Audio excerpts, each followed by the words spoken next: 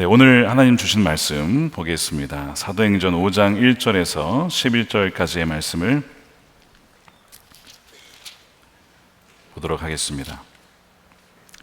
지난번처럼 교독하도록 하겠습니다. 1절에서 11절까지 제가 1절부터 읽고 교독하겠습니다. 아나니아라 하는 사람이 그의 아내 삽비라와 더불어 소유를 팔아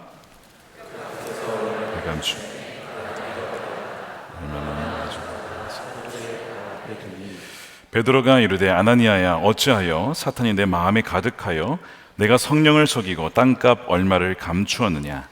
땅이 그대로 있을 때에는 내 땅이 아니며 반 후에도 내 마음대로 할 수가 없더냐? 어찌하여 이 일을 내 마음에 두었느냐? 사람에게 거짓말한 것이 아니요 하나님께로다. 아나니아가 이 말을 듣고 엎드려져 혼이 떠나니 이 일을 듣는 사람이 다 크게 두려워하더라. 젊은 사람들이 일어나 시신을 싸서 메고 나가 장사하니라. 3시간쯤 지나 그의 아내가 그 일하는 일을 알지 못하고 들어오니 베드로가 이르되 그 땅 판값이 이것뿐이냐? 내게 말하라 하니 이르되 예 이것뿐이라 하더라. 베드로가 이르되 너희가 어찌 함께 꾀하여 주의 영을 시험하려 하느냐? 보라, 내 남편을 장사하고 오는 사람들의 발이 문 앞에 이르렀으니 또 너를 메어 내가리라 하니 곧 그가 베드로의 발 앞에 엎드려져 혼이 떠나는지라. 젊은 사람들이 들어와 죽은 것을 보고 메어다가 그의 남편 곁에 장사하니. 함께 읽겠습니다. 온 교회와 이 일을 듣는 사람들이 다 크게 두려워하니라. 아멘. 하나님의 말씀입니다.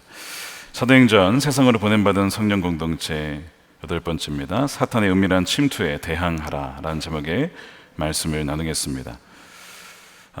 굉장히 부담스러운 본문입니다. 헌금을 했다가 죽는 본문입니다. 아마 의도적으로 골라서 하러 가면 하지 않을 본문이겠죠. 그런데 왜 성경은 이것을 우리에게 주셨을까? 다 이유가 있습니다.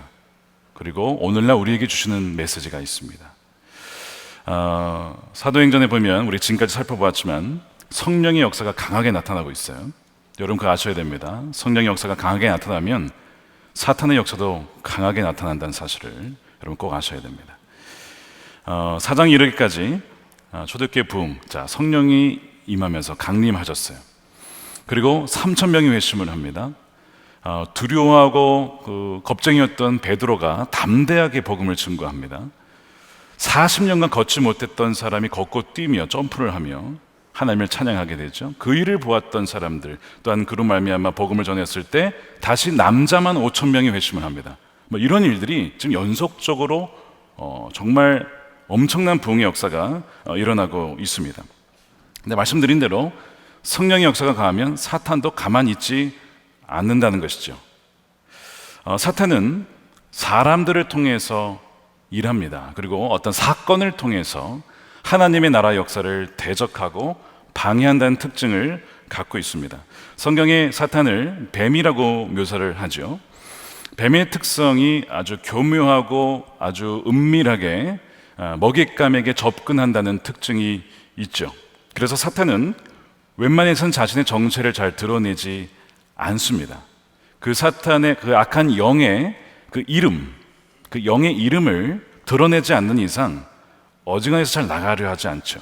드러내지 않습니다. 그리고 누군가의 배후에서, 어떤 사건의 배후에서 그 사람과 사건을 조종하는 특징을 갖고 있어요. 사탄이 저항하고 반대를 하고 있다면 교회는, 그리고 그리스도인들은 지금 잘하고 있다는 뜻입니다. 교회가 복음을 증거하고 잃어버린 영혼을 구원하고 있다면 사탄은 바로 반드시 저항하게 마련이죠. 만약 여러분들이 주를 위해서 용기를 내지 않고 전도하지 않고 복음 증거하지 않고 기도하지 않고 헌신하지 않는다면 사탄은 여러분들을 건드리지 않을 겁니다. 염려하지 마십시오. 나는 그런 순종 없다, 여러분 걱정하지 마세요. 여러분 안 건드립니다. 일단 가만 놔두면 서서히 지옥으로 가기 때문에 건들 필요가 없어요. 사탄과 졸개들도 여러분 바쁩니다. 아셔야 돼요. 우선순위가 있어요. 그러니까 자신의 나라의 가장 위협적인 존재의 우선순위에 따라 일합니다. 아주 효율적으로 일합니다. 그러니까 자기가 건드리지 않아도 알아서 빠지는 지구로 가는 사람들을 못하러 건들겠습니까? 건드렸다가 돌아서면 어떡하려고요? 그러니까 내버려 둔다는 특징을 여러분 아셔야 돼요. 왜 복음을 전하는 사람들, 또 사랑을 증거하는 사람들, 복음을 살아내려 하는 사람들을 공격하느냐? 여러분, 사탄도 두렵기 때문입니다. 사탄도 위협을 느끼기 때문에 그런 거예요. 자신들이 장악했던 사람들, 그 영혼들, 여러분, 거기서 근거지, 본거지입니다. 그 영혼이 본거지라고요. 근데 그것을 잃을까봐 너무 두려워하는 거예요.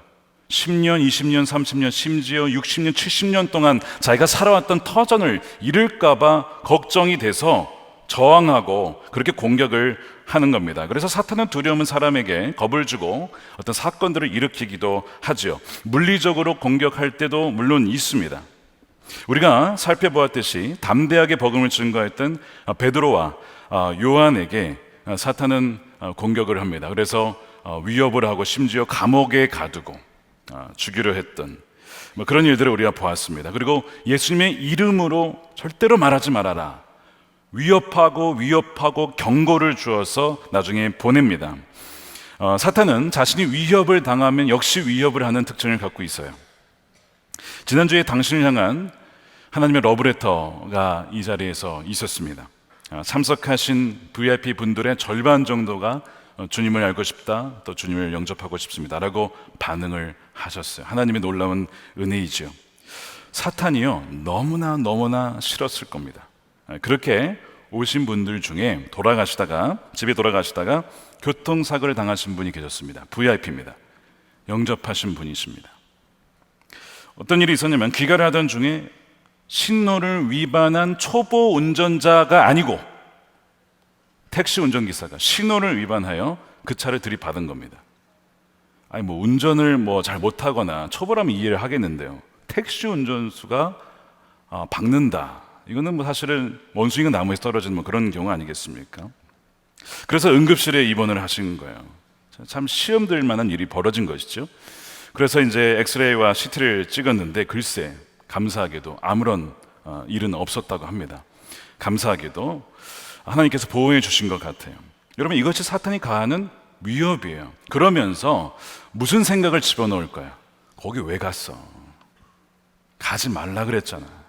듣지 말라 그랬잖아. 너가 거기 가서 그런 일이 벌어진 거야. 이런 식으로 생각을 반드시 넣어줬을 겁니다.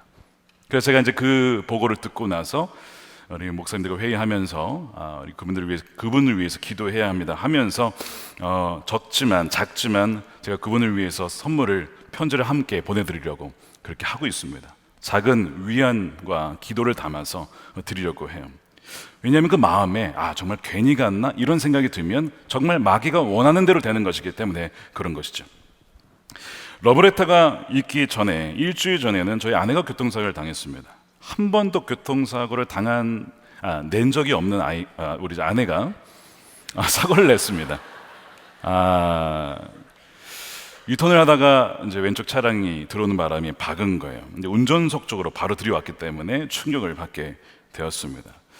러브레터가 있기 3일 전 수요일에는 제가 상무대 교회 지난 밤에 내려갔다가 올라왔어요. 저를 도와주시는 이제 목사님께 저를 픽업하셔서 돌아오는 길에 파란불이 켜졌습니다. 그리고 좌회전을 하는데 마주오던 차와 부딪힐 뻔한 거예요. 사고가 날 뻔했어요. 밤에. 가만 보니까 왜 그런가 했더니 좌회전 신호가 아니었어요.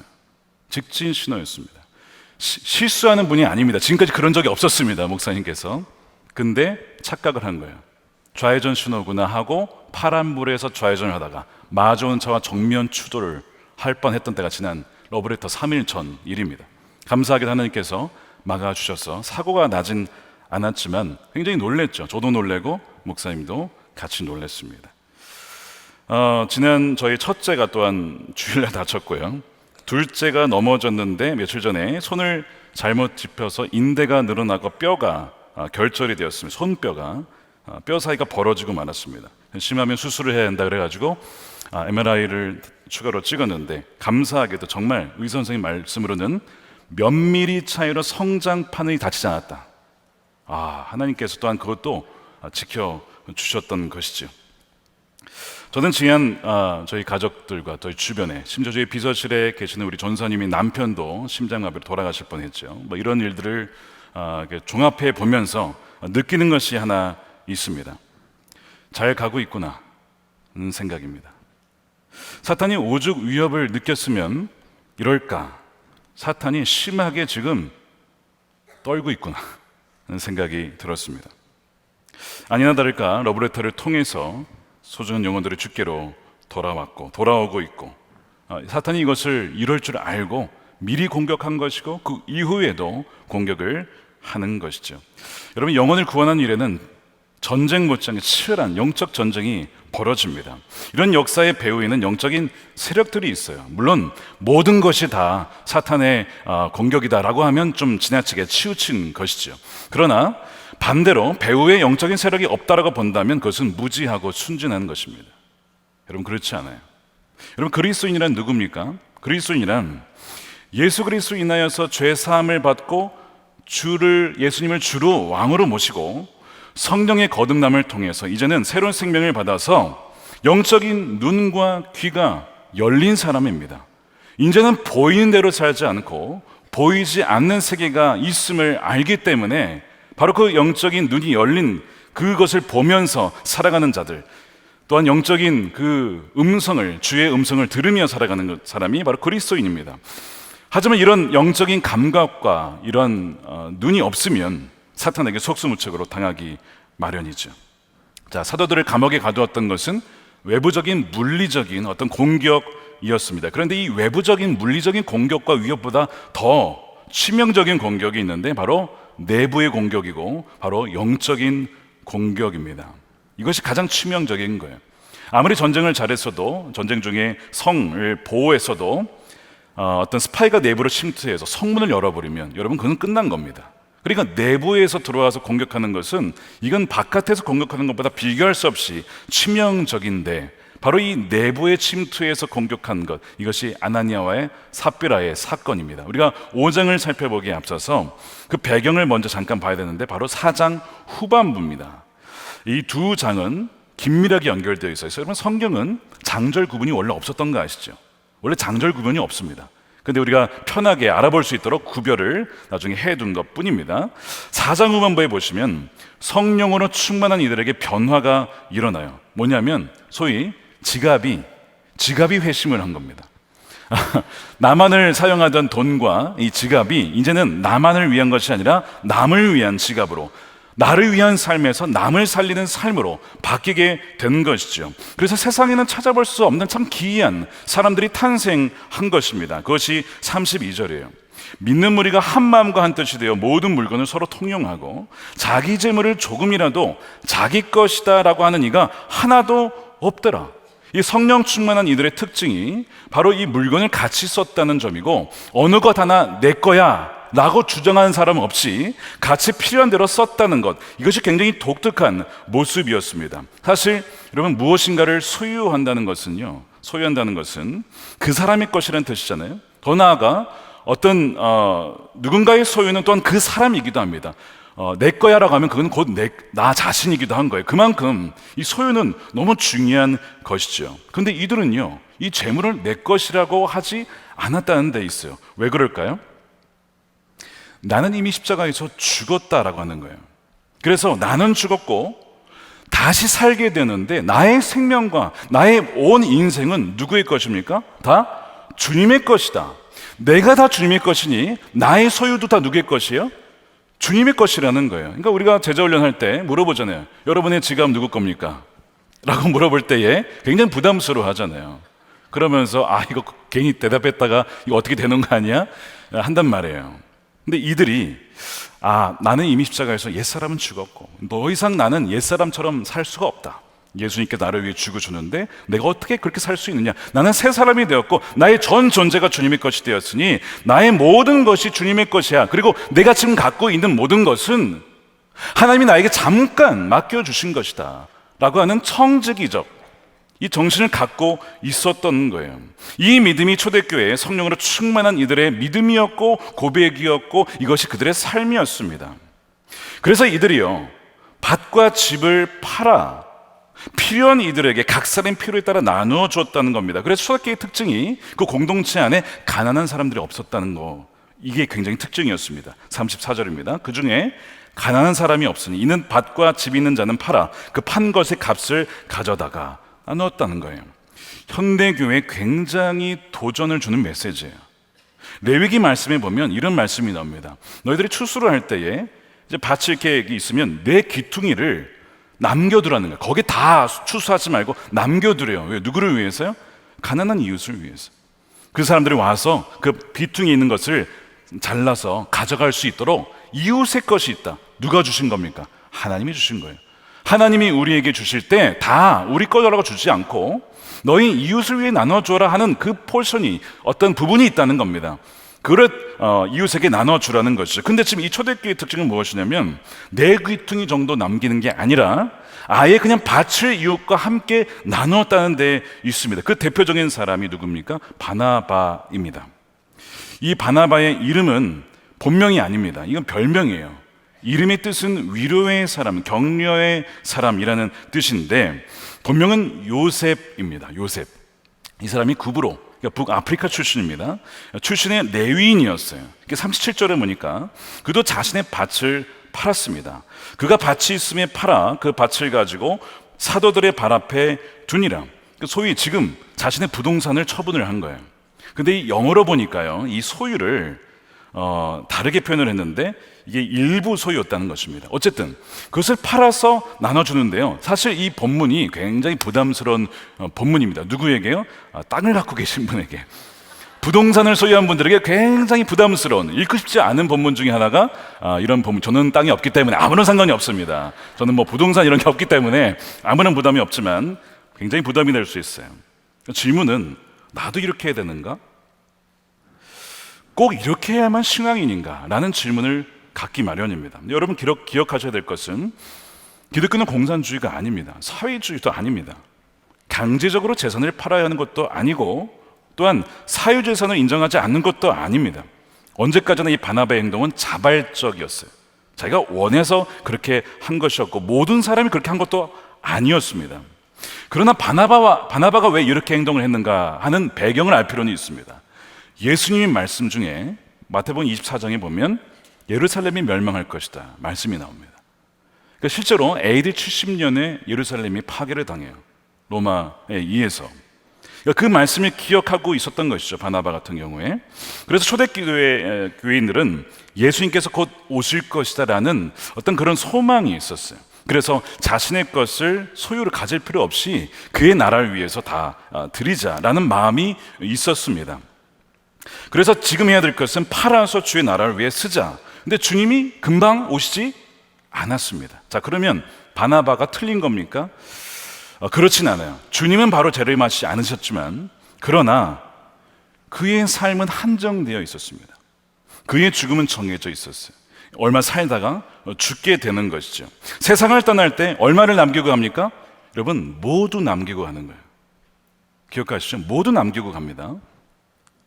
따라서 그가 밭을 팔아서 복음을 위해서, 가난한 이들을 위해서 나눠준 것은 지혜로운 일이었습니다. 왜냐하면 영원한 보화를 얻기 위해서, 썩지 아니하는 하늘의 보화를 쌓기 위해서 영원하지 않은 재물을 판 것은 여러분 결코 미라는 것이 아니라는 것이죠.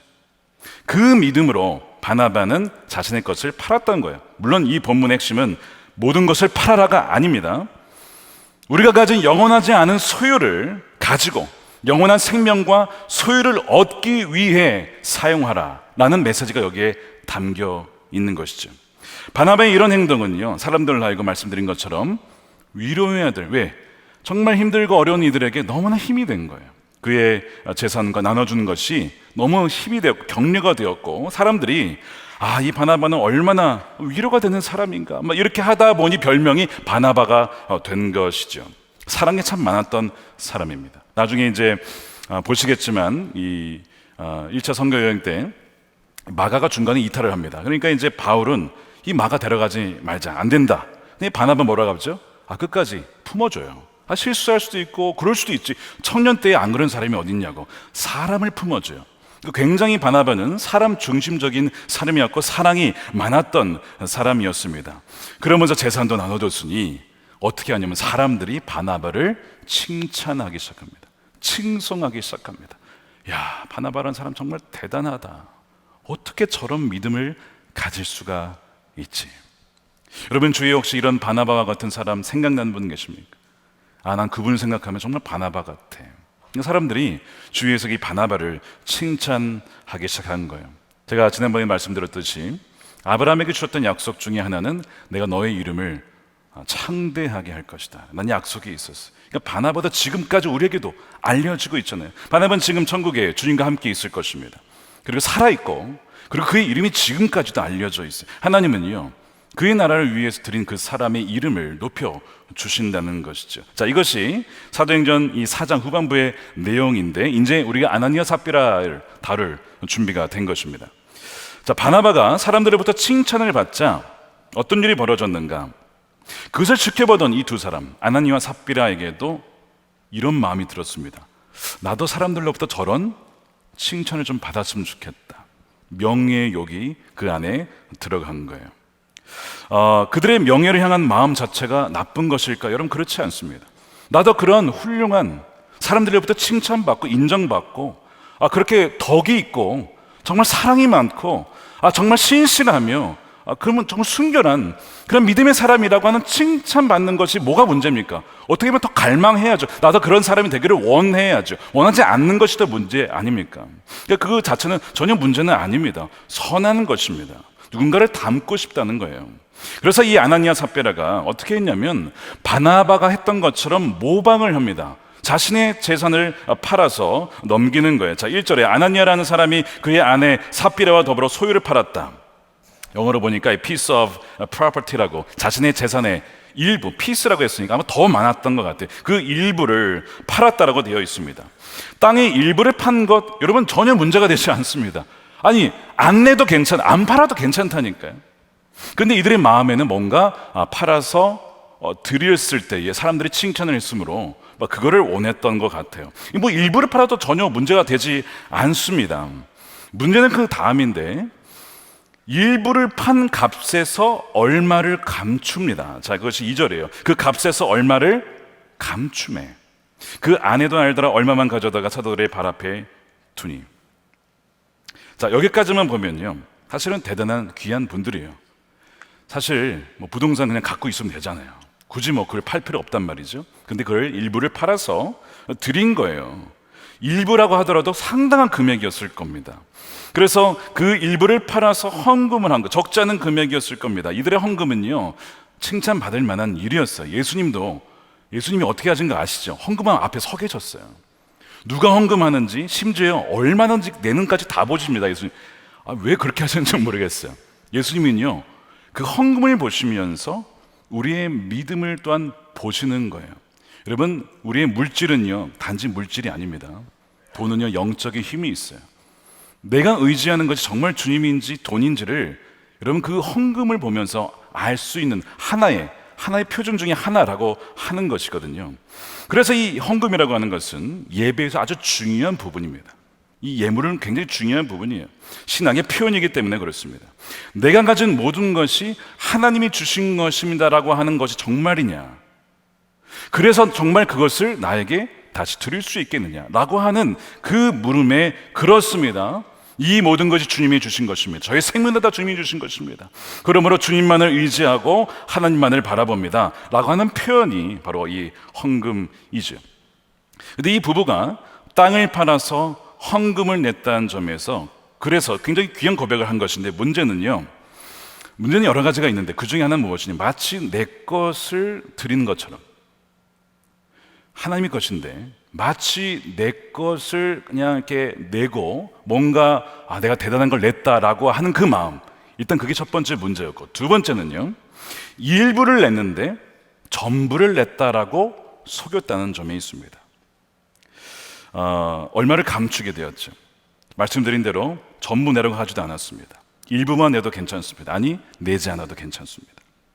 믿음의 분량이 다 다르기 때문에 그래요. 근데 이들의 문제는 그것이 아니라 일부를 내면서 전부를 냈다라고 속임으로써 바나바가 가지고 있었던 그 칭찬과 명예를 거짓으로 속여서 얻고 싶었던 것, 바로 이것이 이들의 문제였습니다. 어쩌면 처음에는 땅의 일부를 팔면서 이걸 다 내고 싶은 마음이 있었는지도 모릅니다. 그럴 수도 있었다고 생각을 해요. 근데 어느 순간 막상 돈을 받아보니까 땅값을 많이 쳐줬어. 내려고 하니까 뭐가 드는 거예요? 아까운 거예요. 아까워서 일부만 낸 것일 수도 있습니다. 그러니까 지금 이들 마음속에 여러 가지가 있는데 그 중에 하나가 무엇이냐면요, 탐욕이 들어온 것이죠. 자, 2절에 얼마를 감춤에 이 감추다라는 이 동사가 헬라어 구약본의 이제 70인역에 보면 여호수아 7장에도 등장을 합니다. 여기 누가 나오죠? 아간이 등장합니다. 동일한 단어를 쓰고 있어요. 여호수아 7장 1절에 이렇게 되어 있습니다. 이스라엘 자손들이 온전히 바친 물건으로 말미암아 범죄하였으니 이는 유다 지파 세라의 증손 삽디의 손자 갈미의 아들 아간이 온전히 바친 물건을 취했다, 가졌음이라. 동일한 단어입니다. 얼마를 감췄다는 단어와 이 단어가 동일한 단어예요. 그래서 하나님이 진노했다는 거예요. 하나님께 바쳐진 물건인데 그것을 개인적으로 사용하기 위해 감춘 것, 횡령한 것, 이것이 아간의 사건이었어요. 나중에 여호수아가 아간을 찾아낸 이후에 아간에게 묻죠. 너 왜 그거 가져갔느냐? 하나님의 것인데. 그랬을 때 이 아간이 이렇게 얘기를 합니다. 21절이죠. 내가 노력한 물건 중에 시날산의 아름다운 외투 한 벌과 은 200세겔과 그 무게가 50세겔 되는 금덩이 하나를 보고 탐내요. 탐심을 갖게 된 것입니다. 이제 그 물건들을 내 장막 가운데 땅속에 감추었는데 은은 그 밑에 있나이다. 이 신알에서 만든 외투, 여러분 멋진 외투 보면 갖고 싶은 마음이 들어요. 겨울에 그런 코트 하나 갖고 싶잖아요. 솔직히 그런 마음이 든 거예요. 야, 내가 이번 전쟁도 하느라 너무 수고했는데, 야, 그 신날이라고 하는 곳에서 만들어진 그 외투가 그렇게 멋있는데 내 말로만 들었는데, 야, 진짜 여기 있네. 마음이 확 든 거죠. 그것이 그 외투를 싹 가져온 것이고, 그리고 이제 금과 은까지도 챙긴 것이죠. 그러니까 적중에서 영광스러운 승리를, 첫 번째 승리를 거두었을 때 아주 영광스러운 승리인데 바로 동시에 사탄이 침투한 것입니다. 탐심을 넣어줘서 하나님의 것을 가져가도록, 하나님 것을 마치 내 것이라고 착각하게 만드는 것이죠. 마찬가지로 이 아나니아 삽비라도 밭의 값의 일부를 감추게 됩니다. 여전히 내 것이라고 하는 마음이 들었던 것 같아요. 자, 뭐가 들어온 겁니까? 사탄이 은밀하게 침투한 것입니다. 사탄의 외적인 박해와 공격보다 더 무서운 것은 내적이고도 은밀한 침투입니다. 지금 우리가 이렇게 예배를 드리지만 지금 이 순간에도 우리 머릿속에 사탄은요, 여러 가지 잡생각을 집어넣을 수 있습니다.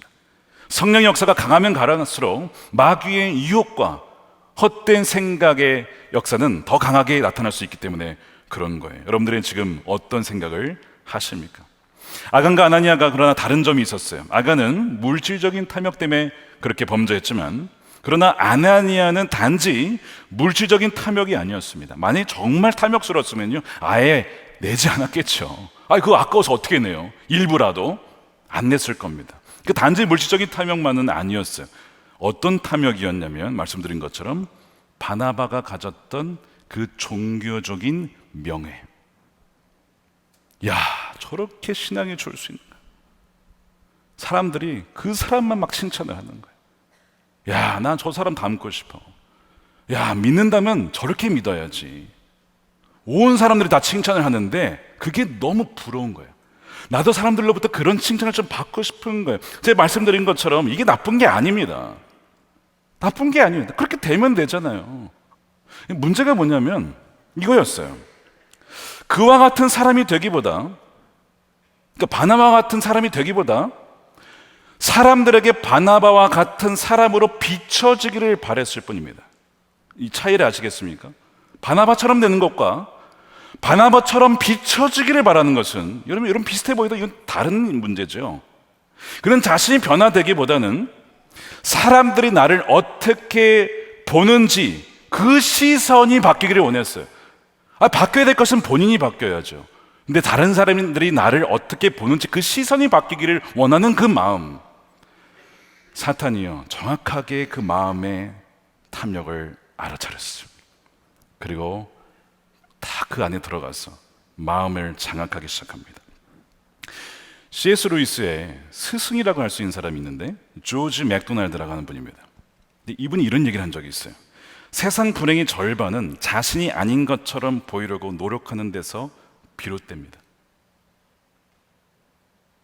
내가 아닌데 다른 사람이 어떤 것을 보면서 그런 사람처럼 되려고 막 힘쓰다가 그것이 불행하게 되는 원인이라고 하는 이야기. 공감이 되십니까 혹시? 자신이 아닌 것처럼 보이려고 하는데 안 되니까, 안 되는 건 아니고 시간이 많이 걸려요. 여러분, 그만한 성숙이 되려면요, 많은 고난과 훈련과 포기와 순종과 말씀의 훈련과 기도와 이런 것들이 얼마나 많았겠어요.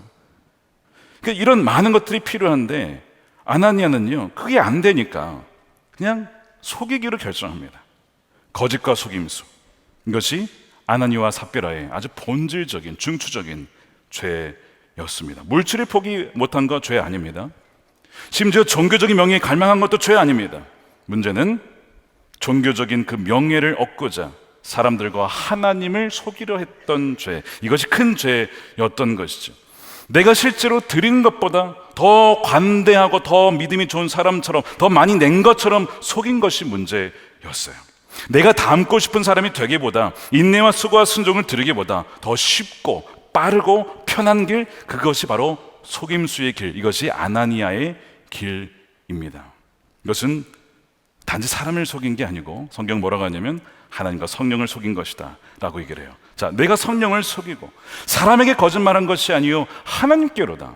저는 이제 말씀을 보는데 이 사람이 믿음이 있었나 싶어요. 여러분, 하나님은 어떻게 속입니까? 못 속이죠. 하나님을 속이려 했다는 것은 하나님을 너무 모르는 거예요. 하나님은 중심을 꿰뚫어 보시는 분입니다. 외모를 보지 않습니다. 그 사람의 겉모습의 행동을 보지 않아요. 그 사람이 왜 그것을 하는지 중심의 동기를 보시는 분이십니다. 그런데 하나님을 속이려 했다는 것은 하나님을 아직 알지 못한다는 반증이기도 하죠. 실제 나의 어떠함보다 더 나은 자로, 더 부풀려진 모습으로 알려지기를 원하는 그 갈망, 이것이 바로 허영입니다. 허영이에요. 이 허영의 뿌리는요, 그리고 원천은 바로 거짓과 속임수예요. 그 거짓과 속임수로 사람들을 속이는 것이 허영이거든요. 실제 내가 가진 것보다 더 가진 것처럼 보이기를 원하고, 그것이 차가 될 수도 있고 그것이 어떤 소유가 될 수도 있어요. 내가 이렇게 잘 산다, 실제로 그런 건 아닌데 그렇게 보일 것처럼 하는 마음, 실제 나의 외모보다 더 멋지고 예쁘게 보이기를 원하는 마음, 다 그런 마음이 있죠. 나의 실제 신앙의 수준과 성숙함보다 더 깊고 성숙한 신앙인처럼 보이고 싶은 마음. 근데 이거는요, 그 마음은 귀한데 그렇게 보이게끔 하는 것은 여러분 속임수입니다. 이건 속임수예요. 이것이 아나니아의 죄였습니다. 근데 여러분, 이 죄에서 예외인자가 있을까요, 과연? 오늘 본문의 이 아나니아는 누굽니까? 저와 여러분 아닙니까? 영혼을 위한 싸움 책을 읽어보시면 뒤편에 자가 점검표가 있죠. 점검표를 넣은 이유가 있습니다. 우리가 죄인이기 때문에 거듭났고 또 주님과 동행함으로 죄를 이기기 위해서 주님과 동행하는 거잖아요. 자, 그러면 정말 우리가 주님과 동행한다면 주님의 모습을 닮지 않을 수가 없어요. 우리 안에 성령이 계시기 때문에 우리 옛사람이 점차 사라지면서 성화되면서 예수님의 그 사랑과 기쁨과 평화와 그 온유와 이 성품이 드러나게 되어 있습니다. 새 사람의 모습이 나타나게 되어 있어요. 자, 그런데 정말 그런지는 여러분 점검해 봐야 되거든요. 근데 점검을 해보면요, 거기에 이제 교만과 허영과 시기 쭉 순서대로 나오잖아요. 어떤 분이 이걸 체크를 딱 시작했는데 체크를 하다가 관뒀대요. 왜요? 다 체크를 하니까 이거 뭐지? 이 현타가 온 거야.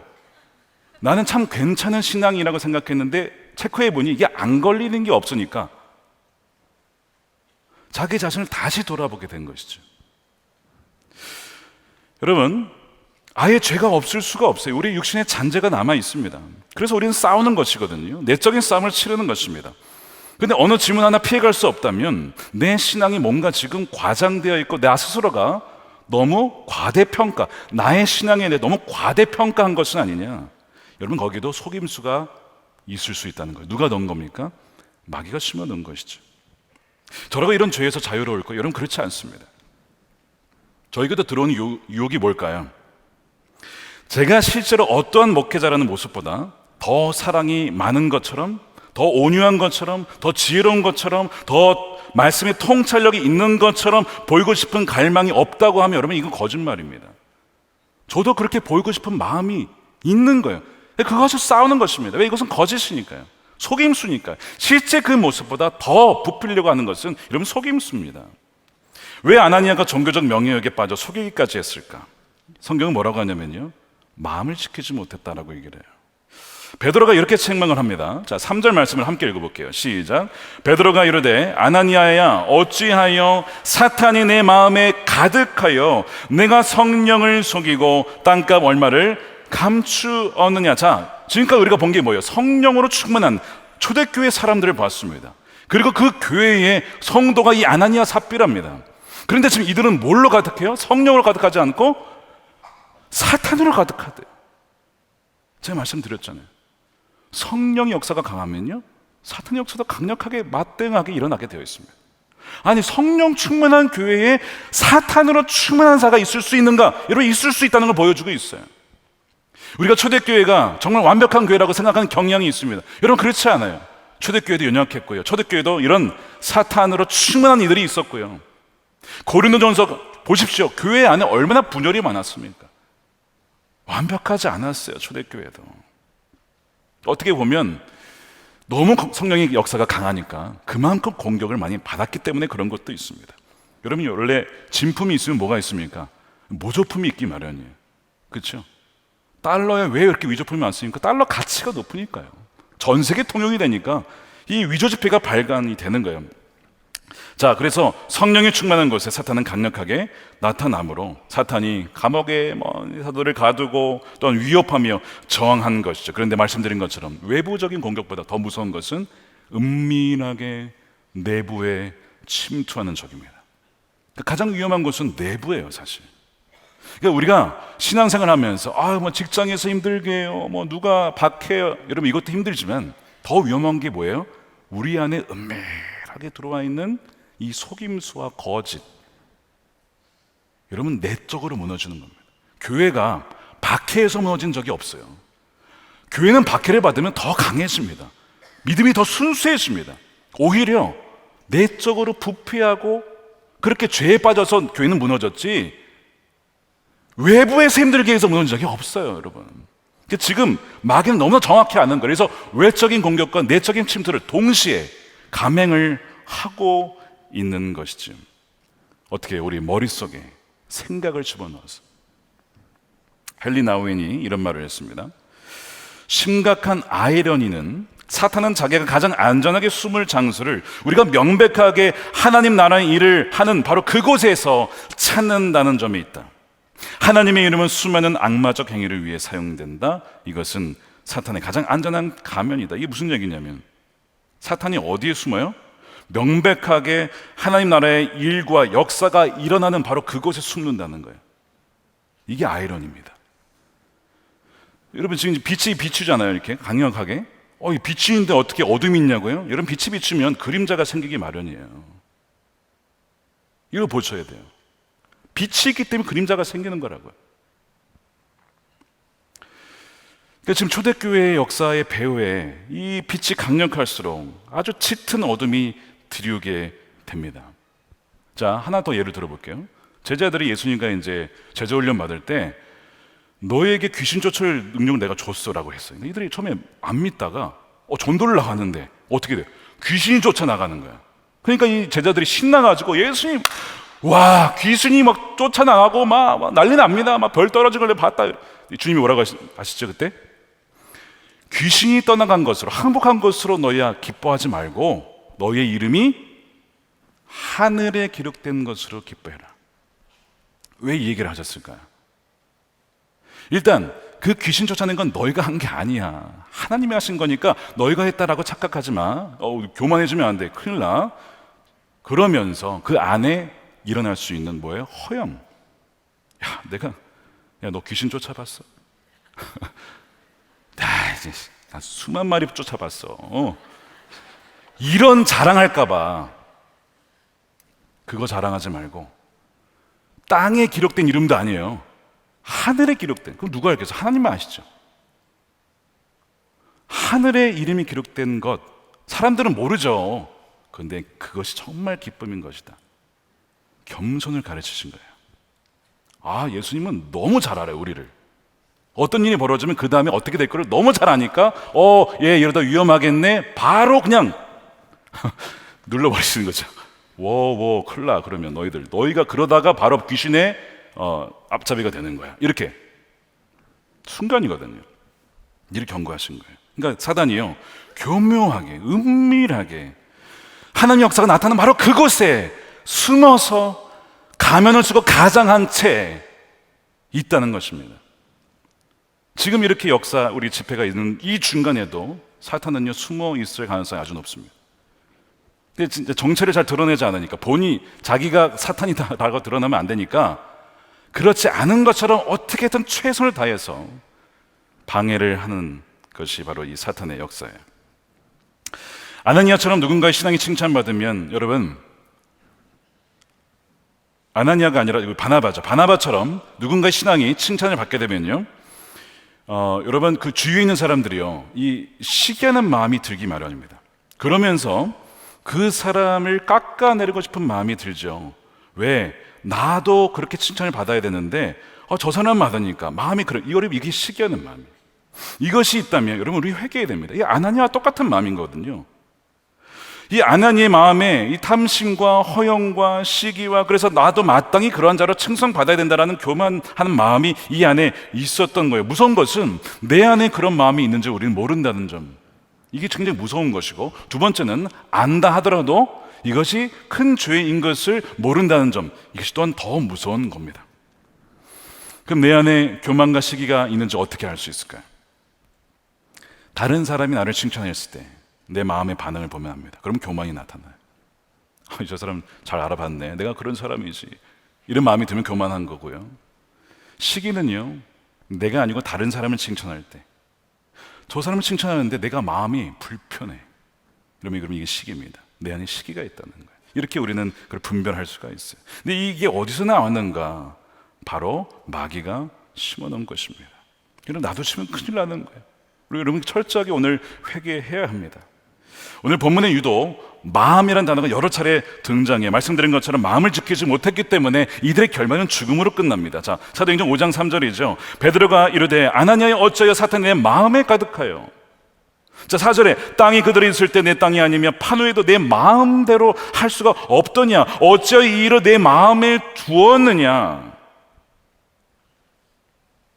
마음을 계속 얘기하고 있어요. 마음에는 우리의 지성과 의지와 감정, 이 세 가지가 있어요. 처음에는 생각날 수도 있는데 왜 그것을 받아들여서 계속 묵상하고 생각하고 그것을 즐기고 바라면서 기뻐하면서 왜 결국 실행에 옮기냐, 의지를 가지고. 이게 마음에 둔 겁니다. 자, 그래서 이 잠언 4장 23절 말씀에 마음을 지키라고 있죠. 자, 함께 읽어보겠습니다. 시작. 모든 지킬 만한 것 중에 더욱 내 마음을 지키라. 생명의 근원이 이에서 남이니라. 마음을 지키라고요. 여러분, 뭐가 그렇게 요즘에 기쁘시고 흥분이 되시고 그렇게 하고 싶고 의지가 발동되십니까? 정말 그것이 주님이 원하시는 것입니까? 여러분, 분별하시라고요. 아나니아가 그것을 지키지 못했을 때 그의 혼이 떠나가요. 저는 이 베드로를 보면서 사실은 목회자의 관점에서는 좀 도전이 된 것이 하나 있어요.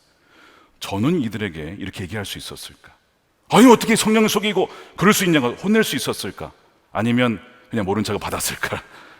이게 헌금은 그랬을까? 이런 또 목회자의 관점에서 그렇잖아요.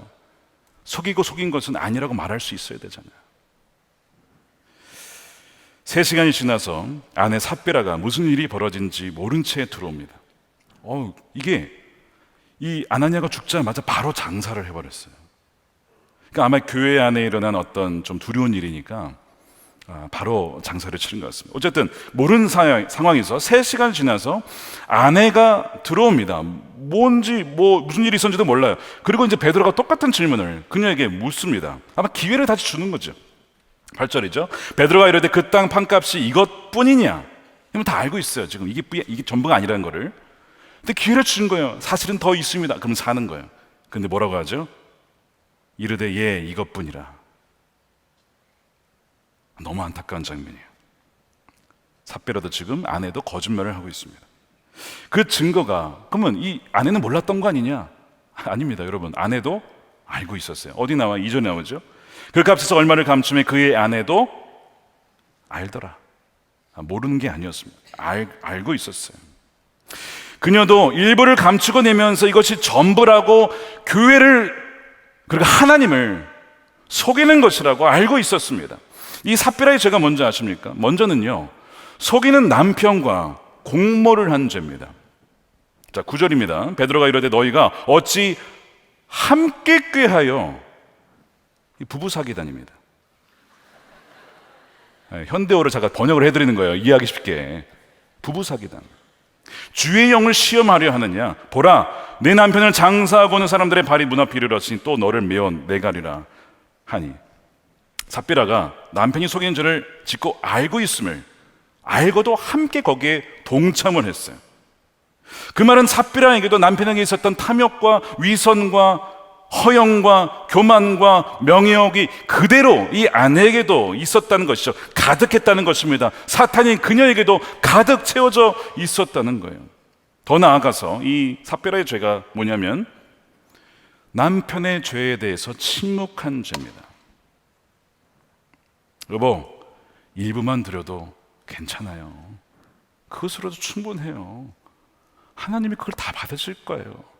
우리 정직하게 냅시다 라고 말했으면 얼마나 좋았을까요? 이 한마디만 했어도 뭐 이런 일 벌어지지 않았을 거예요.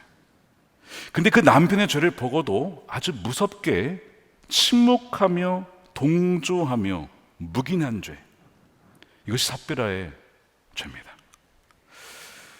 이 자리에 아내분들이 계시다면, 아내 여러분, 남편이 죄에 넘어졌거든 죄에서 떠나가도록 기도하고 깨우쳐야 할 의무가 아내에게 있습니다. 아내는 남편의 든든한 여당이 되어야 되고 동시에 강력한 야당이 되어 주셔야 합니다. 여러분, 정말입니다. 이게 오늘 본문의 교훈이에요. 저희 집에 나단 여선지자가 살다고 말씀을 책에도 썼지만 거의 90% 지지해주고 격려해줍니다. 저는 너무 감사해요.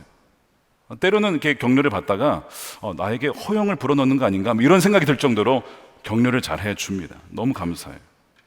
그런데 어떤 때는 정말 거침없이 예언자적인 메시지를 쏟을 때가 있어요. 한번 여러분 보셔야 돼요. 한번 촬영하고 싶어 제가. 근데 촬영할 수 없는 게 그 내용이 나오잖아. 또 저에게 뭐라고 하는지. 그럴 수는 없고, 그리고 그것이 어떤 때냐고 묻지 마세요. 뭐 때문에 그러는지 묻지 마시고. 처음에 들으면요, 좀 기분이 나빠요. 기분이 나빠요. 사실 굉장히 기분 나쁩니다. 남자 대부분 그런 얘기 듣는 거 안 좋아합니다. 그리고 남자의 권위가 있는데 가장이고 그렇잖아요. 그리고 뭐 이 가정에서 이 머리가 남편이라고 했는데 이게 뭡니까 이게? 그러니까 사실은 소화하기 쉽지 않습니다. 솔직히 말해서. 그래서 솔직히 처음에 들으면요, 별로 이렇게 쳐다보고 싶지 않아요. 그래서 이제 얼굴을 돌린 채 이렇게 들어요. 일단은 주여, 정말 이게 듣는데 듣다 보면요, 맞는 말을 할 때가 많아요. 그리고 나중에 이제 홀로 제가 방이나 어디에 이렇게 가게 되면 곰곰이 돌아봅니다. 그 말을 곰곰이 듣다 보면 그게 처음에는 아내의 말인데 그 다음에 뭘로 바뀐 줄 아세요? 하나님 음성으로 바뀝니다. 내적인 성령의 음성으로 갑자기 거듭나게 됩니다. 그 음성이. 그리고 우리가 다 죄인이죠. 남편들에게 죄가 참 많습니다. 근데 가장 가까이서 보는 사람이 아내입니다. 여러분, 성숙할수록 죄를 덜 짓게 되는 이유는요, 죄를 더 많이 깨닫기 때문에 그렇습니다. 성숙하여 더 주님께 가까이 가면 갈수록, 빛이신 주님 앞에 가면 갈수록 우리 안에 있는 어두움이 드러나기 때문에, 그래서 죄를 멀리하게 되는 거예요. 그러면서 더 내가 죄인인 것을 깨닫게 되는 것이죠. 저는 아내가 그렇게 외쳐줄 때 처음에 믿지만 너무나 사실은 고맙습니다. 제가 변질되지 않게끔, 아나니아처럼 허영과 교만과 탐욕과 종교적인 명예욕에 빠지지 않도록 막아주니까요. 보호해주니까요. 강력한 야당이 되어집시오. 계속해서. 여러분, 아내의 역할이 바로 그겁니다. 든든한 여당이자 강력한 야당이 되어주셔야 돼요. 그것이 남편을 살리는 일입니다. 남편의 속임수, 헛된 야망, 허영, 탐욕, 분노, 나태, 여러분 침묵하지 마십시오. 아내들이요, 침묵하지 마십시오. 남편의 죄에 동조하지 마세요. 야합하지 마십시오. 묵인하지 마십시오. 함께 꾀하지 마십시오. 어떤 남편이요, 음란죄에 빠져 있음을 아내가 알았어요. 여러분, 정말 이거 괴로운 일이죠. 아내가 있는데 왜 음란죄에 빠져요? 마귀가 하는 짓이죠. 근데 어떻게 해야 할지 모르겠대, 이 아내가. 이거 상담을 하는데 이거 드러내지를 못하는 거예요. 남편이 음란죄에 빠져 있으면 사람들이 알면 이 남편 직업 잃는다는 거예요. 뭐 그거 드러난다고 뭐 다 직업 잃겠습니까? 특정 직업이니까 더 그런 것이죠. 그러니까 이 아내도 알지만 말을 못하는 거예요, 남편에게. 여러분, 그러면요, 이게 남편을 보호하는 겁니까? 그럼 같이 망하는 겁니다. 같이 망하는 거예요. 두려워서 말도 못하고 침묵하는 거, 여러분, 같이 망하는 겁니다. 같이 망하잖아요. 지금 아나니아 삽비라 같이 망하잖아요. 남편을 가장 잘 아는 사람은 사실은 아내예요. 예전에는 부모님이었겠지만, 여러분 이제 결혼하면 할수록 결혼생활 하다 보면 할수록 이제는 부모보다 배우다가 더 잘합니다. 남편이 겉과 속이 같은지 다른지, 밖에서는 온유하지만 집에서는 얼마나 분노할 수 있는지를, 그럼 아내는 다 알거든요. 밖에서의 남편의 모습과 안에서의 모습이 다를 수 있다, 아니 다르다라고 하는 것을 아내는 너무 잘 알잖아요. 삽비라의 죄가 뭐라고요? 함께 꾀하고 공모하고 거짓과 속임수에 대해서 침묵했다는 점. 어떻게 보면 이것이 더 큰 죄 아닙니까? 아내가 제대로 했으면, 이걸 또 아내라고 탓하기는 어렵겠지만 아나니의 잘못인데, 아내만이라도 깨어서 있었으면요, 이렇게 가정 망하지 않았어요. 그러니까 우리가 사실은 다 아나니하고 우리가 다 그런 점에서 삽비라인 것이죠. 결국 삽비라도 남편처럼 그 즉시 죽어요. 남편을 장사하고 마침 3시간 만에 돌아왔는데 문 앞에 왔을 때 바로 그 삽비라도 죽습니다. 굉장히 두려운 일 아닙니까? 와, 너무 두려운 일이에요. 타이밍이 너무 정확한 거예요. 10절에 베드로의 발 앞에 엎드러져 혼이 떠나는지라 젊은 사람들이 들어와 죽은 것을 보고 메어다가 그 남편 곁에 장사하니. 왜 하나님께서 이렇게까지 하시나? 뭐 두려워서 교회 가겠습니까? 그렇죠? 교회에서 뭐 두려워서 가겠냐고요. 여러분, 왜 하나님 이렇게 하실까요? 여러분, 이유가 있습니다. 비슷한 사건 몇 가지가 있어요, 성경에. 자, 보세요. 레위기 10장에 나답과 아비후 아시죠? 레위기 보면 이제 그 제사법이 세워지고 나서 아론이 제사를 드리고, 그 다음에 이제 처음 세팅한 다음에 아답과 나비오가 율법에 따라 정해진 불을 드려야 되는데 엉뚱한 불을 드렸다가 거기서 죽어버려요. 그냥 바로. 그 사건이 있었어요. 두 번째, 아까 여호수아 7장 아간 사건. 가나안 땅, 새로운 땅이요. 그 땅 가자마자 첫 승리였어요. 거기에서 바로 훔쳤다가 죽어버립니다. 자, 세 번째, 사무엘하 6장 우사. 다윗이 왕이 된 다음에 언약궤를 가져오자. 그래서 처음으로 언약궤를 가져오는데 얼마나 귀한 일이에요. 근데 이 수레를 싣고 가져오다가 넘어지는 것을 붙잡아야지. 그럼 가만히 있어요. 붙잡다가 만졌다가 죽었어요, 우사가.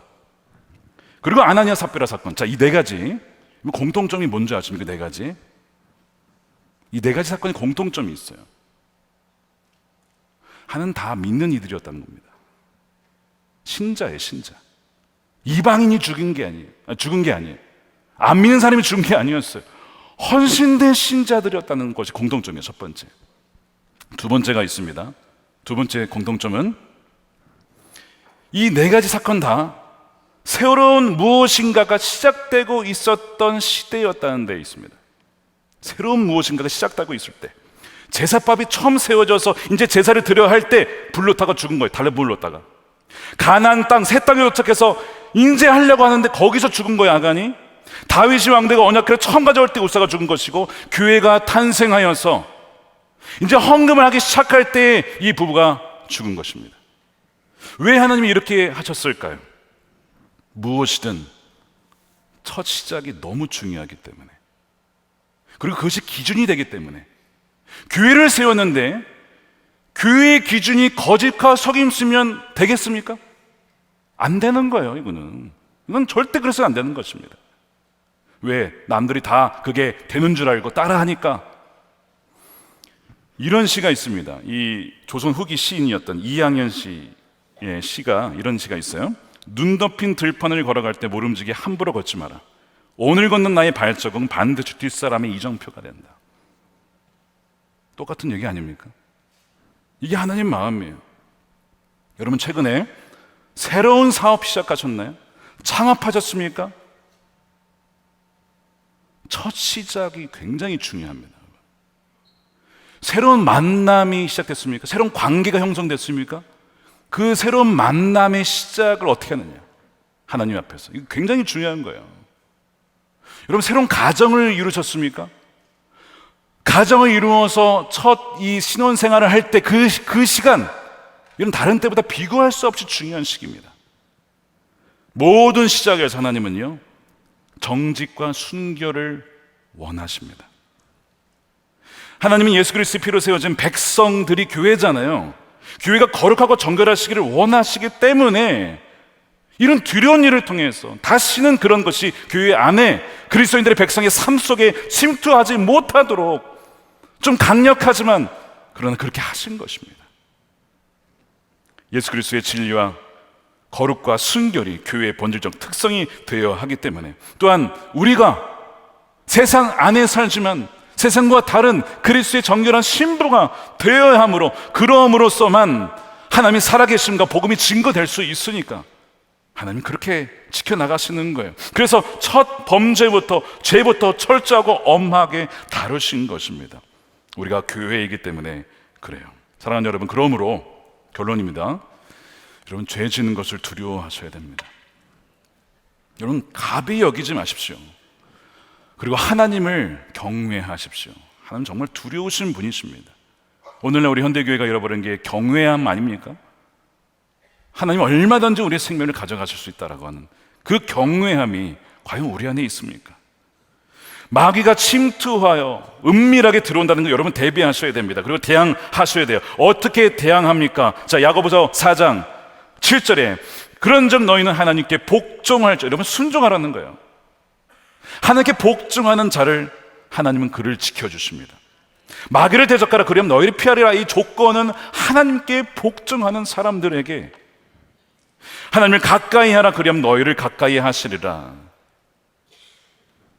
그 사람을 하나님이 포해 주시는 것이죠. 마귀는 그 사람을 어떻게 할 수가 없어요. 약간의 해를 끼칠 수 있지만 완전히 사로잡을 수는 없습니다. 하나님과 가까이 하는 자인데, 순종하는 자인데, 하나님이 책임져 주시는데 어떻게 건드리겠냐고요. 사탄보다 비교할 수 없이 우리 하나님이 강하시기 때문에 그렇습니다. 아나니와 삽비라가 죽자 교회에 누가 올까? 교회에서 죽었는 사람이 누가 오겠냐고, 교회. 여러분, 과연 그럴까요? 여러분, 뒤에 나중에 보게 14절 보십시오. 믿고 죽기로 나온 자가 더 많으니 남녀의 큰 무리더라. 더 많이 왔어요, 사람들이 교회에. 사람들이 안 믿고 교회 공동체 떠날 것 같은데 아닙니다. 더 부흥했습니다. 더 많아졌습니다. 그 말은 교회의 걸림돌이 바로 부정직과 속임수과 거짓과 같은, 이것이 걸림돌이었다는 거예요. 근데 이것이 풀어지니까 확 열리는 거예요. 확 열리는 거예요. 우리 개인의 삶에도 무엇인가가 열릴 것 같은데 막힙니까? 여러분, 왜 그럴까요? 걸림돌이 뭔가 막혀 있는 것입니다. 그게 뭔지 주님께 물어보셔야 돼요. 그리고 그걸 해결하셔야 됩니다. 오늘 놀랍게도 11절에서 사도행전에서 처음으로 교회라고 하는 단어가 여기서 나와요. 11절입니다. 온 교회와, 사도행전에서 처음으로 교회라는 말이 나온 거예요. 그 전에 나왔을 것 같죠? 안 나왔어요, 한 번도. 여기서 처음 나오는 거예요. 온 교회와 이 일을 듣는 사람들 다 크게 두려워하니라. 이게 왜 여기에 쓰이냐면 교회는 바로 이런 곳이다라는 거예요. 완벽한 교회는 물론 없어요. 초대교회도 죄인들이 있었습니다. 죄인들이 모인 곳이었어요. 그러나 교회는 탐욕스럽고 부정직한 자들, 속이는 자들이 왔다가도 그들의 옛사람이 죽어나가는 곳입니다. 이해하시겠어요? 왔다가도 옛사람이 죽어나가는 곳이 교회라고요. 여러분, 예배는요 죽음입니다. 여러분, 제사를 생각해요. 재물을 바쳐 죽여버리잖아요. 예배는 죽음이에요. 몸이 죽는 게 아니라 우리의 탐욕과 허영과 교만과 시기가 죽는 것이 바로 예배입니다. 예배를 잘 드리면 이게 죽는 거예요. 죽어나가는 거예요. 들어왔을 때의 모습과 나갈 때의 모습이 같을 수가 없는 것이죠. 정말 예배를 제대로 드렸으면. 주 예수 그리스도 십자가에서 예수님과 다시 그리하여서 살아나는 곳, 바로 이것이 교회라고 하는 것입니다. 이것이 오늘 11절의 의미인 거예요. 바로 이 교회가 그런 교회가 되기를, 그리고 바로 여러분들의 삶이 그런 교회, 순결한 교회, 그리스도의 심령과 같은 여러분들의 삶이 되시기를 주님의 이름으로 축원드립니다. 우리 함께 찬양하신 후에 우리 기도하는 시간 갖도록 하겠습니다. 오늘 좀 부담스러운 말씀이었지만 우리의 생명을 살리는 말씀이 사도행전 5장 말씀입니다. 이 말씀을 바탕으로 우리 함께 찬양하시고 우리 함께 기도하도록 하겠습니다.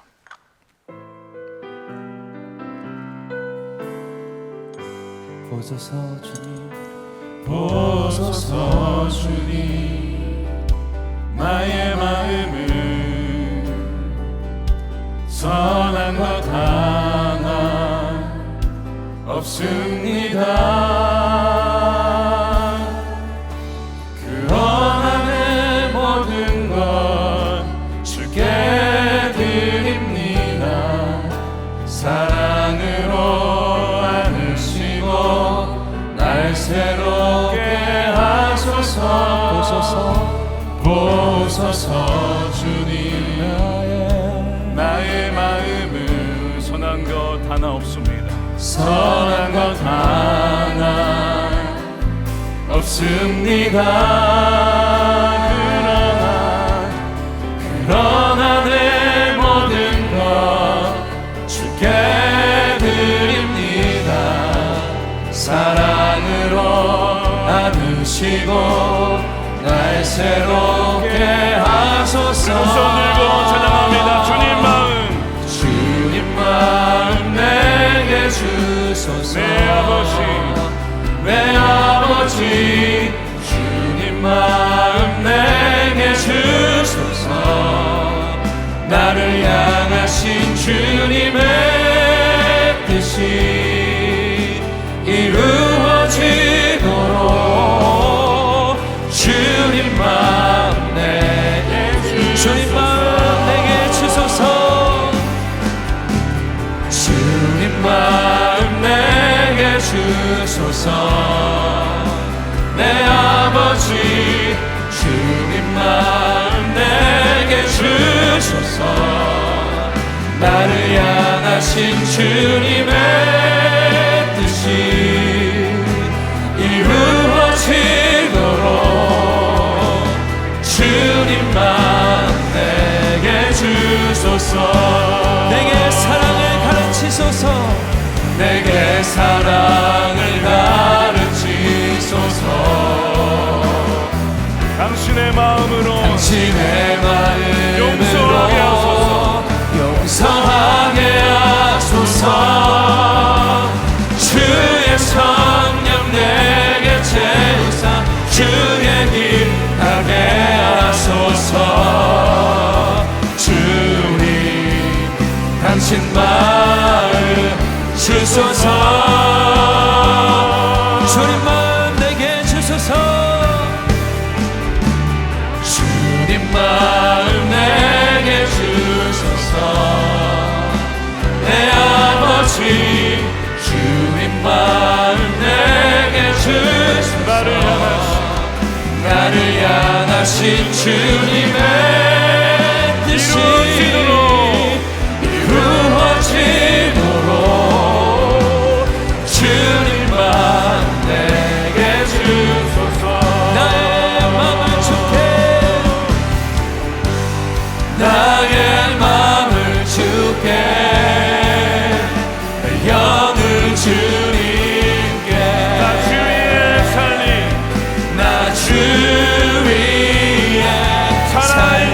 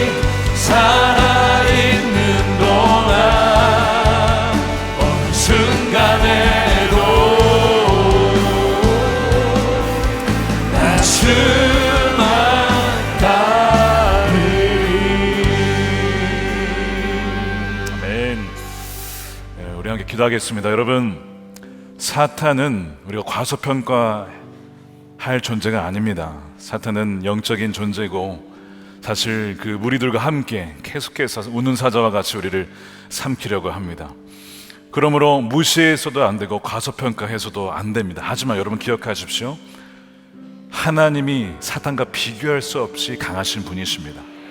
우리 주님이, 우리 안에 계신 성령님이 사탄을 이기신 자입니다. 우리가 그것을 여러분 꼭 기억하셔야 돼요. 그러니까 사탄은 공격하고 위협하고 경고하면서 겁을 주어서 우리가 주님을 바라보지 못하도록, 믿지 못하도록 두렵게 만들어서 더 그 힘을 강하게 만듭니다. 여러분, 마귀를 두려워하면 그러면 결국 마귀에게 속는 것이고 마귀가 원하는 것입니다. 그러나 여러분, 주를 바라보게 되면요, 마귀의 두려움에서 나올 수가 있어요. 그러므로 여러분, 절대로 마귀의 그 위협에 여러분 쫄지 마십시오. 두려워하지 마십시오. 그분이 이미 사망 권세를 이기셨습니다. 모든 사단의 권세를 머리를 치셨다는 것을 여러분 꼭 기억하시길 바랍니다.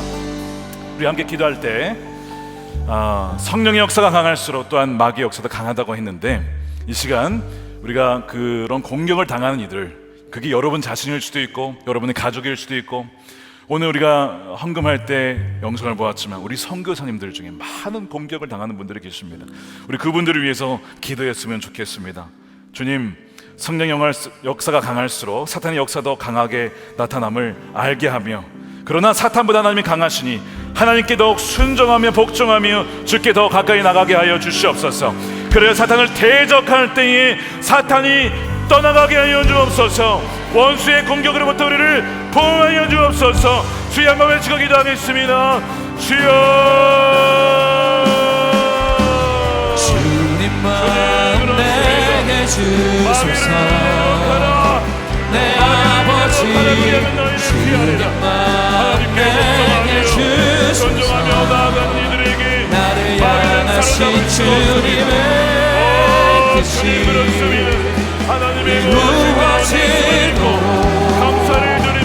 주님만 내게 주소서. 모든 그 사단 마귀의 모든 위협과 모든 공격에 승리하시고 하나님 은혜 받은 자가 있습니까? 내 아버지 주님만 내게 주소서. 마귀의 모든 사단의 권세를 이겼습니다. 저의 머리를 치셨습니다. 이미 승리하신 주님의 승리가 이루어지도록 주님만 내게 주소서. 승리 가운데 거하게 하소서. 두려움에 빠진 자를 건져주시고 담대함을 주옵소서. 담대함을 주옵소서. 주여, 더 승리하며 믿음의 자리, 기도의 자리, 발심의 자리, 선교의 자리를 나를 향하신 주님의 선교단들을 지켜보호해 주시고 이루어지도록 보호하여 주시옵소서. 주님만 내게 주소서. 사단 마귀가 떠나갈지어다. 나사렛 예수 그리스도의 명하니 사단 마귀여 떠나갈지어다. 내 아버지 주님만 내게 주소서.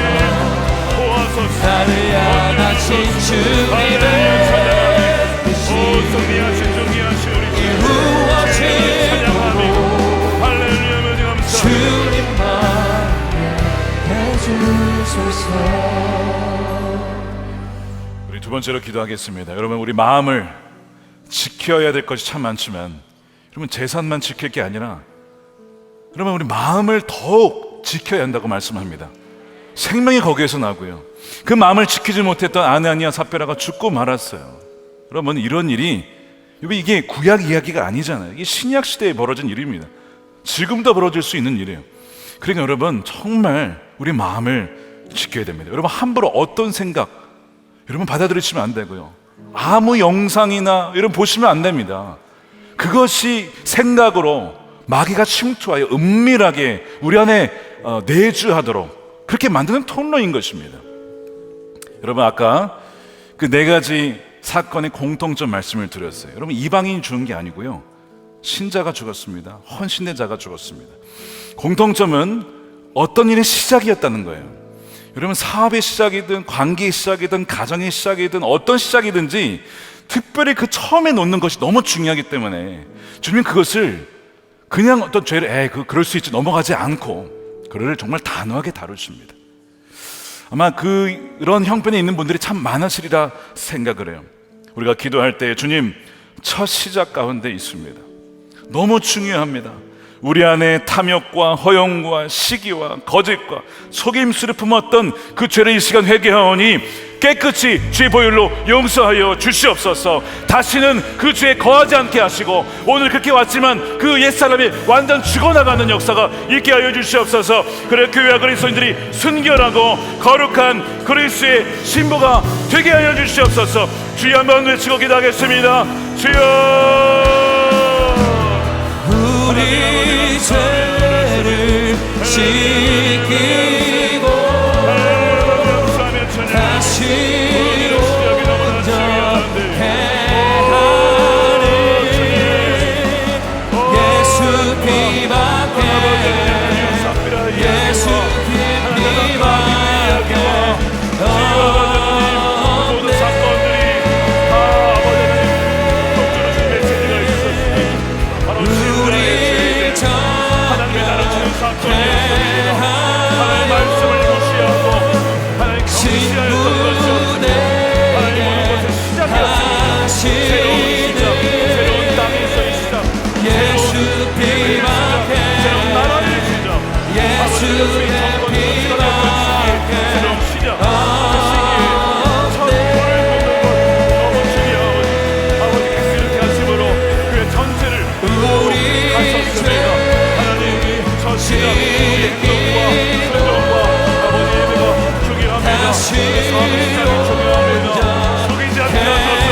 하나님, 거짓스러워하지 않게 하시고 정직하게 예수 하시고 피밖에, 하나님만을 위하게 하시고 예수의 피밖에 주시옵소서. 우리 정결하여 친구되게 하시는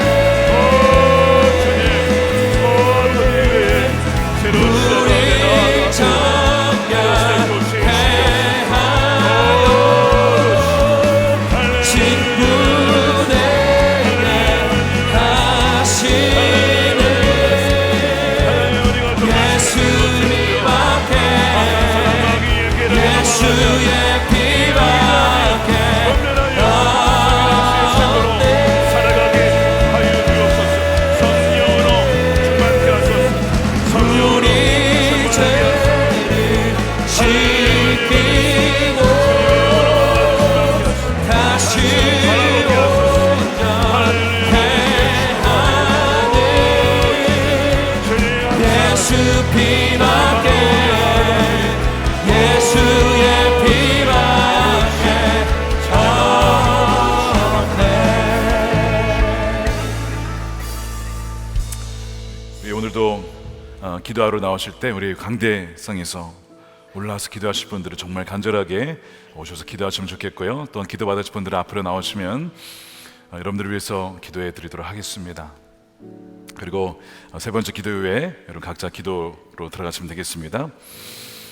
우리 세 번째 기도 제목을 가지고 기도하겠습니다. 여러분, 삽비라의 죄를 기억하십시오.